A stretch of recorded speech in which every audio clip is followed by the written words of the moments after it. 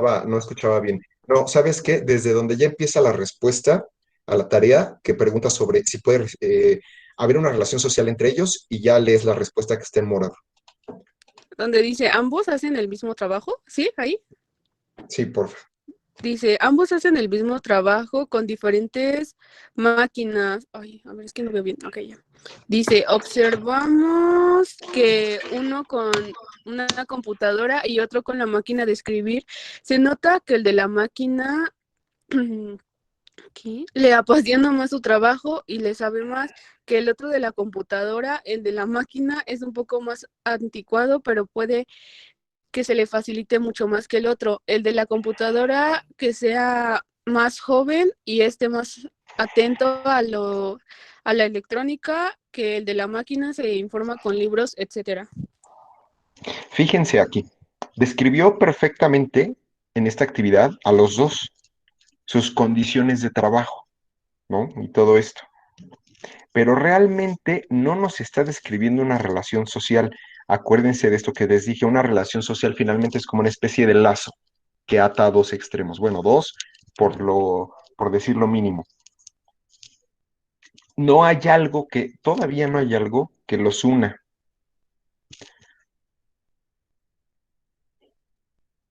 Ok, vamos a leer ahora esta respuesta que fue muy buena,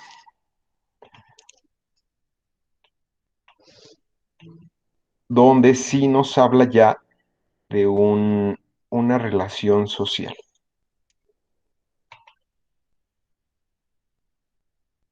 No, esto no es.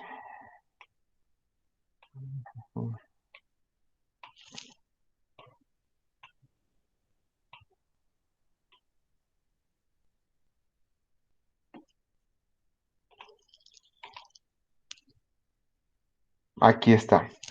Entonces ahora, Alejandro Baruch, por favor, ayúdanos a leer desde la primera respuesta, donde se pregunta la posibilidad de que esto sea una relación social.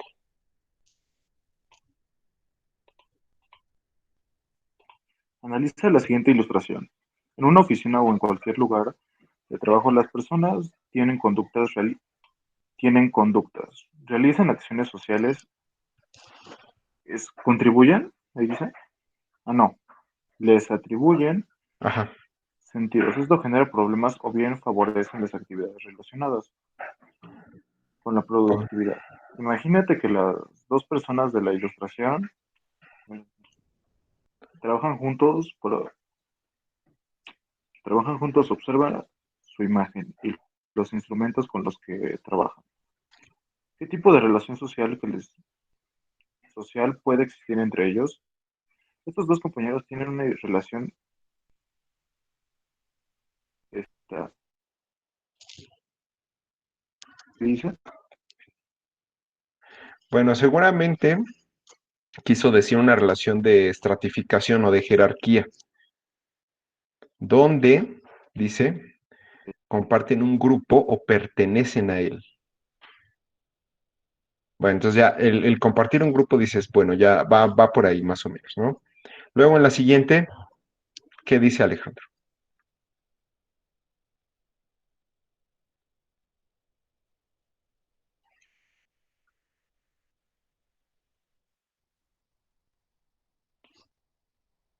¿Puedes leer la siguiente?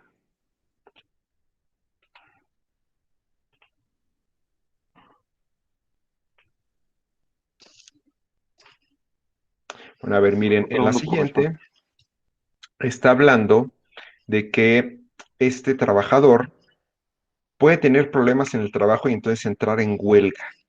Fíjense, aquí el hecho de que un trabajador bueno, el hecho de que haya una huelga es porque antes hubo una discusión y un acuerdo entre trabajadores para poder justo llegar a ese evento. La huelga no se hace con uno o con cinco o con 10 personas, se hace con toda una masa de trabajadores organizada y esto sí es una relación social, porque hay actitudes, hay acciones que unen, están uniendo a varias personas. Luego dice, imagínate una conducta de estos oficinistas que sea una acción social, explícala. No solo podrían ser compañeros de trabajo, dice su compañero, sino que también podrían establecer una amistad. Entonces, como son amigos en este ejemplo, pues ¿qué tipo de acción social sería de las cuatro acciones sociales de Weber? Pues la afectiva, la relacionada con las emociones y sentimientos. ¿Cuál es esa? Acordémonos que son, bueno, en este caso pueden ser dos, la acción racional con arreglo a valores o la acción afectiva, que no lleva mucha relación. Digo, que no lleva mucho raciocinio.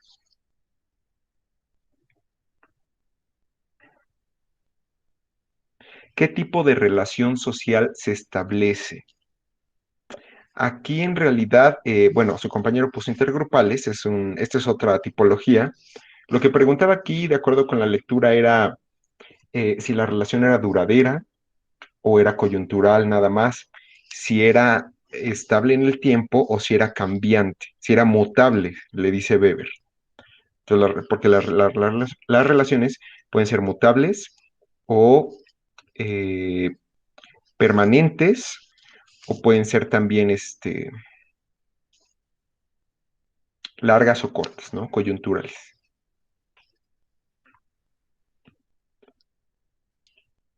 ¿Existe la racionalidad en este caso? Sí, estarían conectados de acuerdo con los temas de interés en común. ¿Cuáles temas? Pues en este caso los de la huelga, ¿no? Fíjense, si ellos tuvieran, por ejemplo, una relación de odio, de que quizás no se toleran como compañeros de trabajo, entonces el tipo de acción social que tendrían sería una acción de valores, no sería de las acciones racionales, serían una relación basada en acciones de valor, nada más, guiados por los puros sentimientos.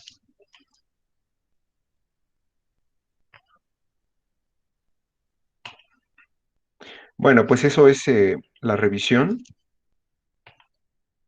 Entonces ahora toca ver la última de las diferentes corrientes de pensamiento que vamos a ver aquí.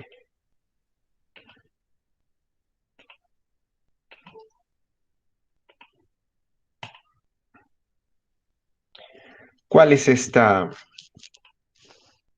¿Cuál es esta última corriente? Esta última corriente se llama teoría crítica. Ujú. Em, a ver, primero esta.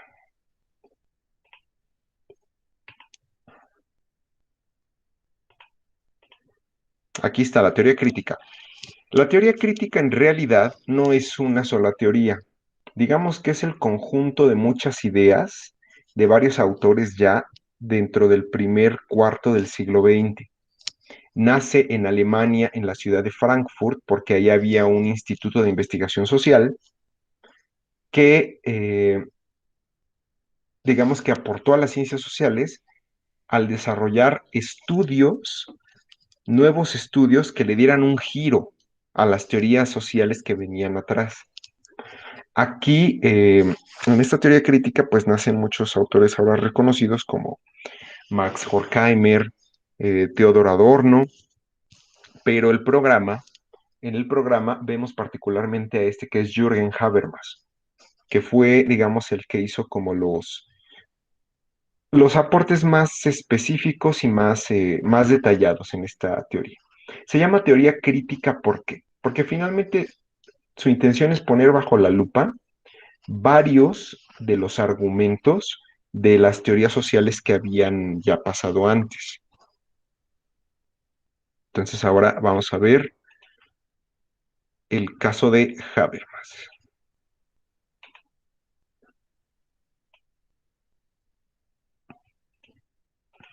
El principal expositor de esta teoría. Jürgen Habermas nació, como ustedes pueden ver, justo en el año del crack, en el año de la crisis económica desatada por Estados Unidos. Fue profesor de filosofía y sociología en la escuela de Frankfurt, la ciudad donde les digo que nació todo este conjunto de pensadores. Entonces, a él le toca vivir todo lo que fue la Segunda Guerra Mundial, el inicio de los autoritarismos en los años 30, del fascismo, del nazismo, del franquismo. Entonces él va a ser el principal abanderado de esta escuela que se llama teoría crítica y que en otros lados también se le conoce como Escuela de Frankfurt.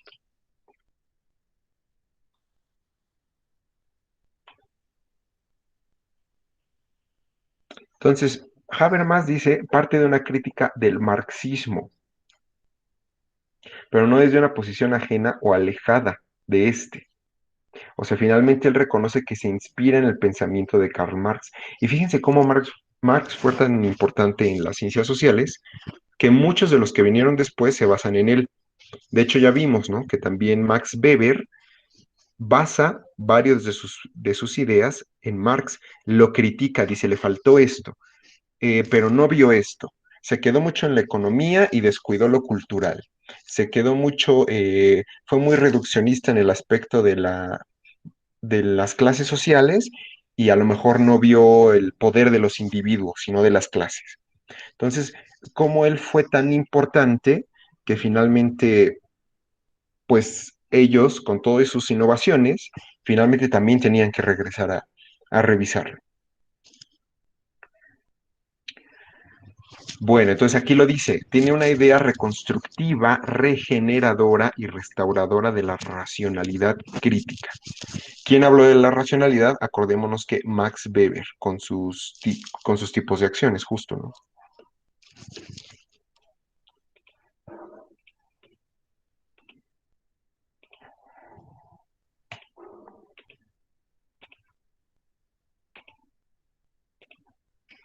Bueno, entonces estos son los antecedentes, jóvenes, el contexto en el que nace justo Jürgen Habermas. Yo les decía, principios del siglo XX, que se le ha llamado el siglo, el siglo corto, porque aquí pasó todo y pasó rapidísimo. Las guerras, las grandes crisis económicas, los avances científicos, aquí dice uso de la energía atómica por primera vez, la manipulación del uranio y el plutonio, tecnología espacial, el hombre llega a la luna, los primeros satélites, tanto de la Unión Soviética como de Estados Unidos, automatización, robotización, grandes cadenas de robot, de máquinas que crean máquinas, la electricidad finalmente, que la llaman como creo que es la cuarta o tercera revolución industrial, todo lo que tiene que ver con electricidad. Entonces, es una sociedad muy convulsionada la que vivió Jürgen Habermas. Y la teoría crítica también responde un poco a ese afán de poder analizar por qué, a pesar de tantos avances sociales, pues la sociedad estaba vuelta a un caos. ¿Por qué la sociedad había vivido una de sus afrentas más sangrientas con la Segunda Guerra Mundial? Aquí hablando de un fracaso de toda revolución en Occidente. La teoría marxista no había aliviado la pobreza ni las condiciones de la clase proletaria.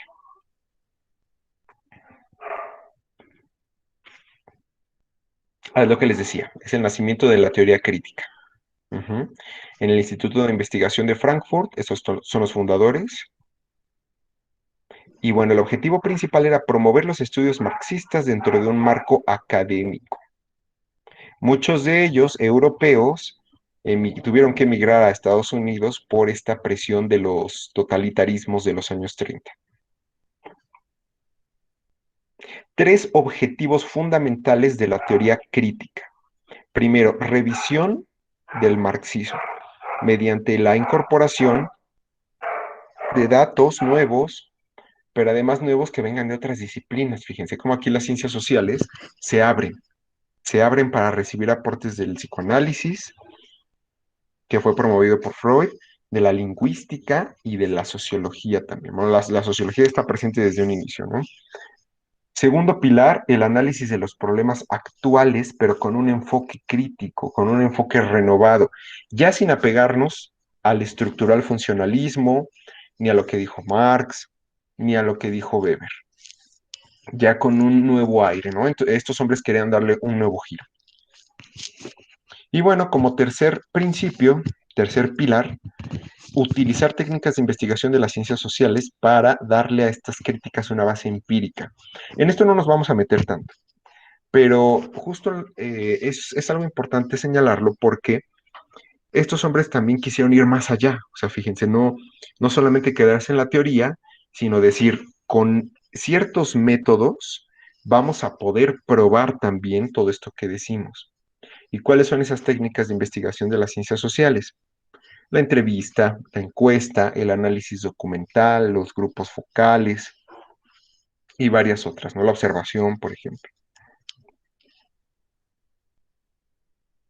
Entonces, aquí, esta teoría crítica ya no va únicamente a dirigirse a analizar la gran sociedad capitalista este, que criticó Marx, que él sí se enfocó en eso, sino también la socialista, porque para hay que situarnos históricamente, para este siglo ya teníamos socialismo, ya la Unión Soviética existía desde 1921 o 24, no me acuerdo, inicia la Unión Soviética al mando primero ¿cómo se llama este hombre? De Lenin y después pasa Stalin. Entonces aquí teníamos ya el modelo capitalista y el modelo comunista. Ujú. Entonces el objetivo es criticar ambas, sin distinción. ¿Qué cosas se van a revisar o criticar de la obra de Marx? El problema de la producción material, la definición de la humanidad como especie y la concepción de la historia como evolución de las formas sociales. Esto es super Marx, fíjense, el tercer punto que aquí casi no lo explica, el tercer punto pues básicamente es el materialismo histórico, lo que vimos en un inicio, que una formación económica, dependiendo de las clases que tenga, va a conformar diversas formaciones sociales de producción, va a conformar relaciones muy diferenciadas, de esclavismo, de servilismo, de relación patrón-obrero, es eso, ¿no? Ok, aquí viene un punto importante. La actividad de producción, la cual se encuentra destinada a aumentar el control de la naturaleza, es algo exterior. Esto es un aspecto exterior al hombre. Y dice Habermas, sin embargo, la interacción se hace cargo de generar la naturaleza interior del ser humano. Genera las necesidades y disposiciones humanas. Entonces aquí, como un aporte muy importante de él, vamos a distinguir dos tipos de relación, pues sí, de relación entre los hombres y las mujeres. Por un lado, las relaciones de producción son en el exterior. Es para controlar la naturaleza y sacarle el mayor provecho posible. Pero por otro lado, dice Habermas, hay un tipo de relación, de interacción, que no debemos olvidar, que es más de naturaleza interna. Y esto es lo que va a poder posibilitar que las clases bajas y explotadas pues se liberen al final. A esta, a esta interacción más de hombre a hombre, de humano a humano, él le llama interacción social. Ujú. A lo que es más mi relación con la naturaleza, le puedo llamar de otra forma. Formas de producción, trabajo, explotación, pero la palabra interacción social va a definir a ese vínculo que me une a mí con las otras personas. Y dentro de este vínculo entre personas va a destacar el rol de la comunicación. A Habermas se le ubica mucho por su también teoría de la comunicación, porque él dice que la comunicación es una herramienta que tiene un gran poder entre los hombres y que pues para ese entonces se había perdido. Ujú. La comunicación la identifica con el lenguaje, dándole prioridad a este por ser la forma más socializada de comunicación. Ahora, lo que decía de la definición de humanidad como especie. Vean cómo aquí ya no estamos discutiendo tanto como, ya no estamos considerando a las sociedades como clases sociales, como paquetitos, pero tampoco los estamos considerando como unidades aisladas, como el estructural funcionalismo, y tampoco está ya el foco en el sentido de las acciones de cada individuo que postulaba Weber. A ver, me está acabando la batería. Entonces, ¿cuál es lo novedoso aquí?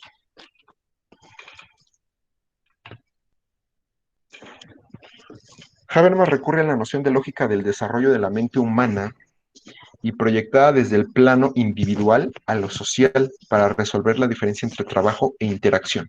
Acordémonos otra vez, trabajo es mi relación con el exterior, con la naturaleza, interacción es mi relación interna de hombre a hombre. Uh-huh. Entonces, esta definición de la humanidad como especie, pues lo que está diciendo es que así como yo como individuo, como niño, empiezo a crecer y evoluciona mi cerebro, también nuestras sociedades evolucionan conforme pasa el tiempo, aprenden nuevas cosas. Entonces, llegado el siglo XX, pues nosotros ya tendríamos que haber aprendido mucho del pasado.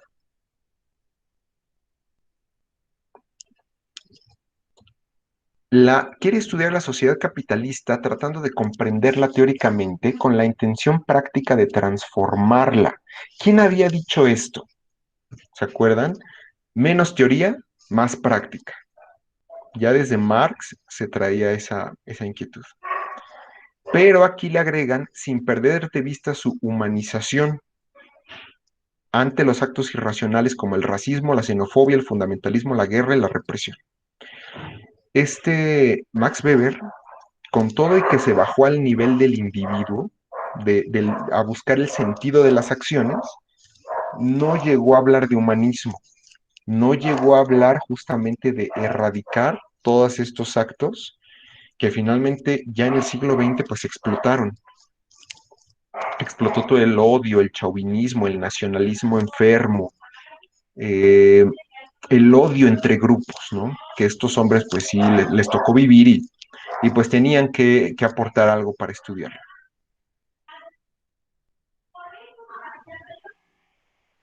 Estas dos vías que yo les digo de relación, el trabajo y la interacción. La especie humana evoluciona en dos dimensiones separadas, son estas dos vías, pero están interconectadas. O sea, tampoco es que sea tan fácil identificarlas. El trabajo es la acción técnica, la relación del hombre con la naturaleza. Y la interacción, o sea, la acción comunicativa, es la relación de los hombres con otros hombres. Y fíjense aquí en este mapa, pues este mapa que está muy escueto, nos dice justo todo lo que atraviesa estas dos relaciones. La cajita gris son mis relaciones externas con la naturaleza y la de abajo son las internas. Pero en las tres juega un papel importantísimo la ciencia como un producto del hombre, una herramienta poderosísima para conocer su mundo, la naturaleza también, todo lo que yo tengo a disposición en el medio ambiente para mí, para sacarle provecho, y la técnica que es es la ciencia pero como refinada, es como el brazo mecánico de la ciencia. Uh-huh.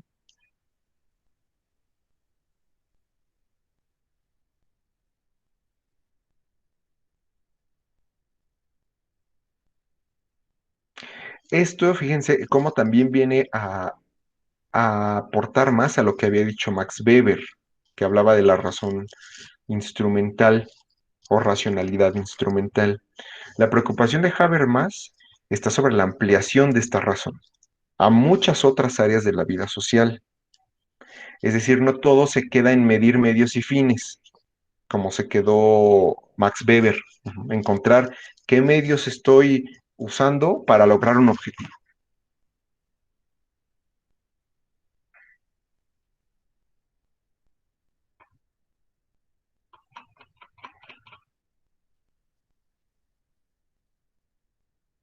Estos son los problemas sociales que trataron de abordar. Miren nada más qué complejos, pues es el siglo XX. Por eso tenemos aquí, vean, todos los que están a la izquierda son esos problemas sociales que ellos vieron y que dijeron esto no está bien. Conflicto y represión, contradicción e ideología dominante, porque además para ese entonces Estados Unidos ya era una superpotencia y tenía toda una ideología eh, de protección y de dominación frente a otros imperios también que trataban de dominar, como la Unión Soviética y el Japón en el lejano Pacífico. Fíjense esto de interés del conocimiento y la ciencia. Aquí ya se había visto que finalmente la ciencia no es neutral, que la ciencia tanto puede beneficiar como puede perjudicar bastante.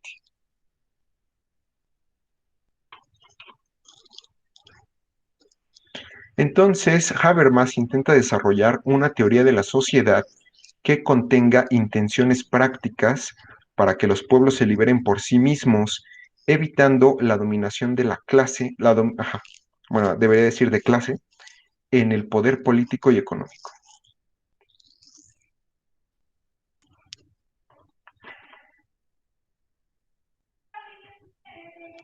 Fíjense cómo es lo que yo les decía.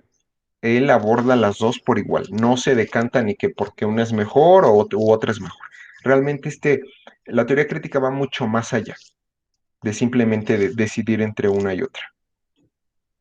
Dice que ambas sociedades, ambas tienen empujes científicos, estaban en una carrera armamentística y espacial en el siglo XX, pero también las dos tienen contradicciones y crisis. Y sus ideologías, ¿qué está pasando dentro de sus gobernantes? ¿Qué es lo que están pensando? ¿Por qué actúan así? Entonces, de todas las contradicciones, crisis y perjuicios de ambos tipos de país o de sociedad, pues el hombre tenía que librarse. Ujú.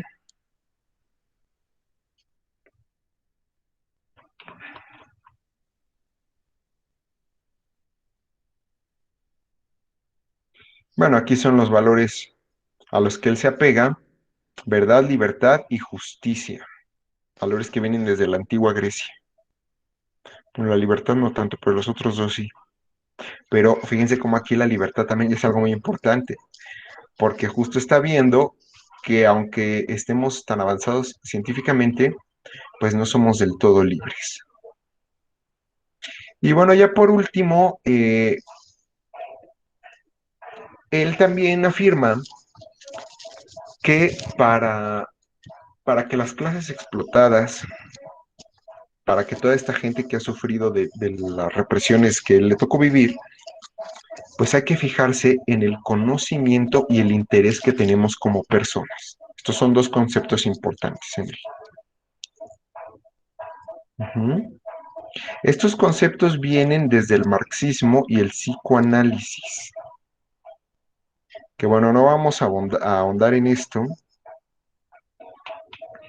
pero con lo que hay que quedarnos aquí es que todas las personas tenemos conocimientos, que es el conjunto de información que tenemos por búsqueda individual o profesional, y por otro lado también tenemos intereses, que tiene más un tinte como de deseos, ujú, de nuestras intenciones, de una voluntad. El conocimiento, digámoslo así, es como un poco más neutral, es esa cajita que ya dependiendo mi interés, yo la uso de una manera o la uso de otra. Entonces, como ustedes pueden ver, bueno, todo lo que aborda la teoría crítica ya finalmente también se dispara, o sea, se abre a muchas otras cosas. Empezamos con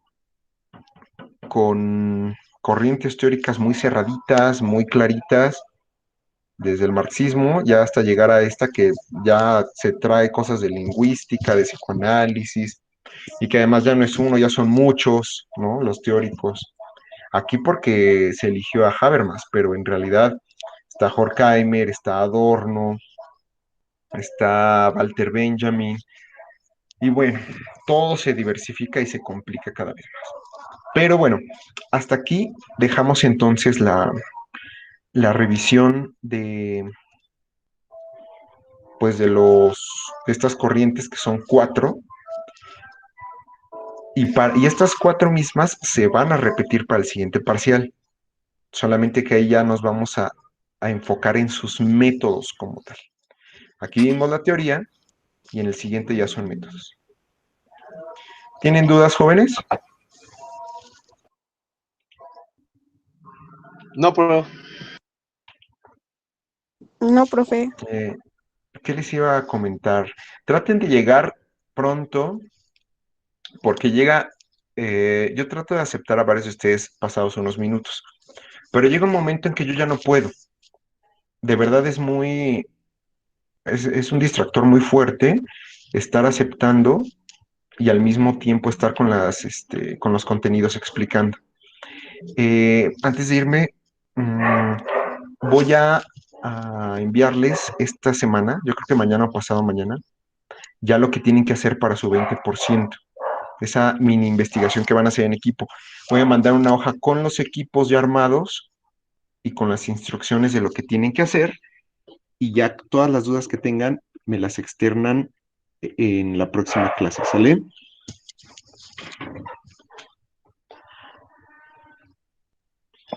sí, profe, está bien. Muy bien, entonces así quedamos, jóvenes. Pasen bonita tarde.